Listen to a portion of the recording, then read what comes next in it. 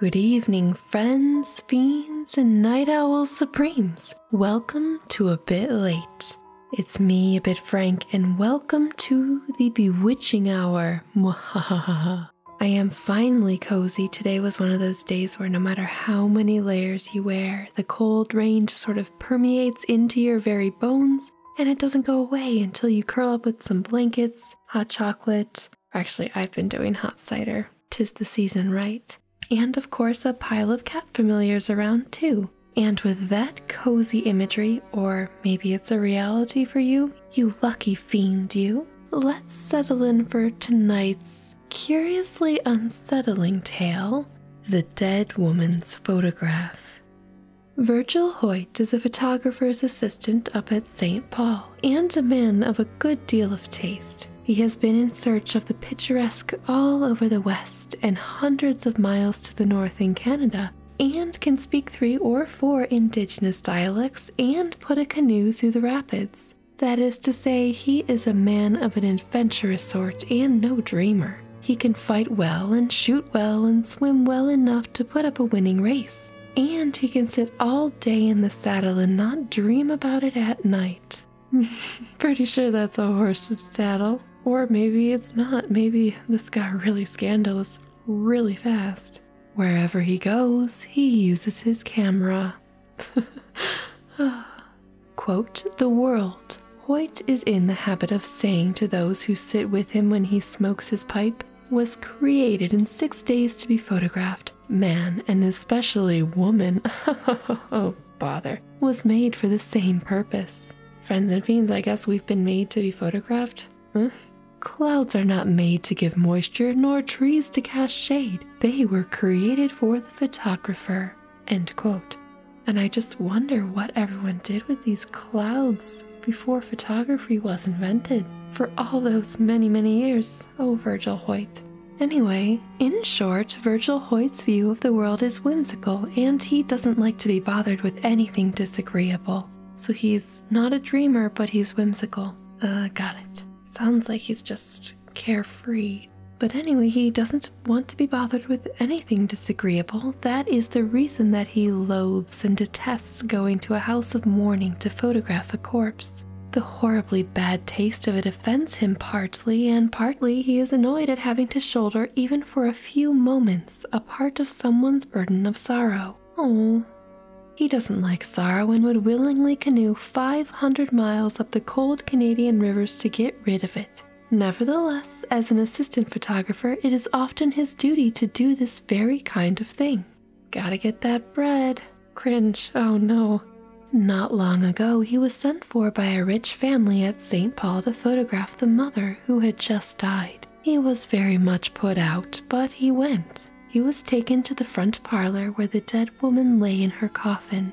It was evident that there was some excitement in the household and that a discussion was going on, but Hoyt wasn't concerned, so he paid no attention to the matter. He probably should have, though. The daughter wanted the coffin turned on end in order that the corpse might face the camera properly, but Hoyt said he could overcome the recumbent attitude and make it appear that the face was taken in the position it would normally hold in life. And so they went out and left him alone with the dead. The face was a strong and positive one, such as may be seen among matrons. Hoyt regarded it with some admiration, thinking to himself that she was a woman who had been used to having her own way. There was a strand of hair out of place, and he pushed it back from her brow. A bud lifted its head too high from among the roses on her breast and spoiled the contour of her chin, so he broke it off. He remembered these things later very distinctly, and that his hand touched her bare face 2 or 3 times. Then he took the photographs and left the house. He was very busy at the time, and several days elapsed before he was able to develop the plates. He took them from the bath in which they had lain with a number of others and went to work upon them. There were 3 plates, he having taken that number merely as a precaution against any accident. They came up well, but as they developed, he became aware of the existence of something in the photograph which had not been apparent to his eye. The mysterious always came under the head of the disagreeable with him, and was therefore to be banished. So he made only a few prints and put the things away out of sight. He hoped that something would intervene to save him from attempting an explanation. I wonder what has appeared on these pictures. But it is part of the general perplexity of life that things do not intervene as they ought and when they ought. So one day his employer asked him what had become of those photographs. He tried to evade him, but it was futile, and he got out the finished photographs and showed them to him. The older man sat staring at them for a long time. "Hoyt," he said at length, "you're a young man, and I suppose you have never seen anything like this before. But I have. Not exactly the same thing, but similar phenomena have come my way a number of times since I went into the business. And I want to tell you there are things in heaven and earth not dreamt of." "Oh, I know all that tommy rot," cried Hoyt angrily. "But when anything happens, I want to know the reason and why and how it's done."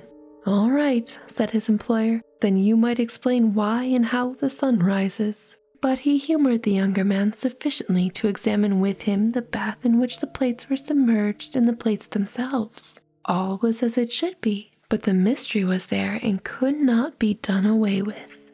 Dun dun dun. Hoyt hoped against hope that the friends of the dead woman would somehow forget about the photographs. Why would they forget? But of course the wish was unreasonable, and one day the daughter appeared and asked to see the photographs of her mother. "Well, to tell the truth," stammered Hoyt, "those didn't come out as well as we could wish." "But let me see them," persisted the lady. "I'd like to look at them anyway." "Well now," said Hoyt, trying to be soothing as he believed it was always best to be with women. To tell the truth, he was an ignoramus where women were concerned. Really, I probably couldn't have guessed. "I think it would be better if you didn't see them. There are reasons why—" He ambled on like this stupid man that he was, and of course the woman said that she would see those pictures without any further delay. So poor Hoyt brought them out and placed them in her hand, and then ran for the water pitcher.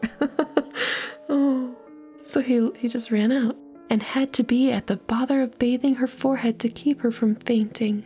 Oh no, he runs to the water pitcher to get water because she's so distraught by what she sees. Interesting. For what the lady saw was this. Over face and flowers and the head of the coffin fell a thick veil, the edges of which touched the floor in some places. It covered the features so well that not a hint of them was visible. "There was nothing over my mother's face?" cried the lady at length. "Not a thing," acquiesced Hoyt. "I know because I had occasion to touch her face just before I took the picture. I put some of her hair back from her brow." "What does it mean, then?" asked the lady. "You know better than I. There's no explanation in science. Perhaps there is some in psychology." "Well," said the lady, stammering a little and coloring, "Mother was a good woman, but she always wanted her own way, and she always had it too." "Yes?" "And she never would have had her picture taken. She didn't admire herself. She said no one should ever see a picture of hers." "So," said Hoyt meditatively. "Well, she's kept her word then, hasn't she?" The two stood looking at the pictures for a time. Then Hoyt pointed to the open blaze in the grate. "Throw them in," he commanded. "Don't let your father see them. Don't keep them for yourself. They wouldn't be good things to keep." "That's true enough," said the lady slowly, and she threw them in the fire. Then Virgil Hoyt brought out the plates and broke them before her eyes. And that was the end of it, except that Hoyt sometimes tells the story to those who sit beside him when his pipe is lighted. The end. Dear friends and fiends, I guess if someone doesn't want their picture taken, don't take their picture, ever. And burn the pictures when they turn out with a veil over them, just probably so they don't haunt you. Spooky and interesting. For some reason, Hoyt just makes me laugh. I'm not sure why, but on the spookier side of things, that is quite the curious thing to happen to some photos. Like some unseen happening is going on in the dark room, and we'll never know why, because some things defy explanation. But I hope you're having a wonderful evening, a cozy evening, a teaful evening, a catful or familiar evening, and that sleep finds you if that's what you're looking for, or if you're on a roll with whatever you're doing, I hope you stay on that roll and in the zone. It is probably bedtime here, and stealing a line from a humorous ghost story, The Lady and the Ghost, it is now time that all good ghosts were in bed.